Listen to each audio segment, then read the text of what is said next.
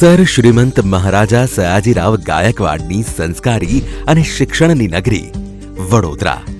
આ ઓળખ બનાવવામાં નગર પ્રાથમિક શિક્ષણ સમિતિ વડોદરાનો સિંહ ફાળો છે.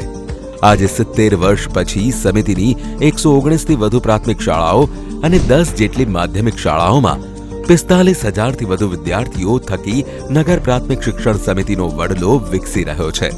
શિક્ષણાનુરાગી માનનીય વડાપ્રધાન શ્રી નરેન્દ્રભાઈ મોદી સાહેબના શિક્ષિત ભારતના સ્વપ્ન અને શિક્ષણ પ્રત્યેની પ્રતિબદ્ધતા અને તેઓના માર્ગદર્શન હેઠળ ગુજરાત સરકારના મુખ્યમંત્રી શ્રી ભૂપેન્દ્રભાઈ પટેલ, કેબિનેટ કક્ષાના શિક્ષણ મંત્રી શ્રી કુબેરભાઈ ડિંડોર, સમગ્ર ટીમ શિક્ષણની શક્યતાઓ અને તેની શક્તિને ઓળખીને નગર પ્રાથમિક શિક્ષણ સમિતિની શાળાઓમાં ભણતા રહેલા બાળકોના સપનાઓ પૂર્ણ કરવા કટિબદ્ધ છે. મફત, ફરજિયાત અને નવી શિક્ષણ નીતિ અનુસાર ગુણવત્તાયુક્ત શિક્ષણ મળી રહે તે માટે શિક્ષણ સમિતિના માનનીય ચેરમેન શ્રી નિષિદ્ધ દેસાઈ, ઉપાધ્યક્ષા શ્રીમતી અંજનાબેન ઠક્કર, શાસનાધિકારી શ્રી શ્વેતાબેન પારગી અને તમામ સભ્યશ્રીઓ સમર્પિત છે.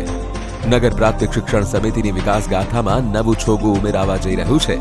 માનનીય શિક્ષણ મંત્રી શ્રી કુબેરભાઈ ડિંડોરના આજે નગર પ્રાથમિક શિક્ષણ સમિતિ વડોદરાને કુલ 52 કરોડ 50 લાખના ખર્ચે નવીન 264થી વધુ વર્ગો કુલ 18 શાળાઓને ફાળવવામાં આવી રહ્યા છે, જેમાં 6 નવીન શાળાઓનું લોકાર્પણ અને 12 શાળાઓ માટે ખાતમુહૂર્ત કરવામાં આવી રહ્યું છે.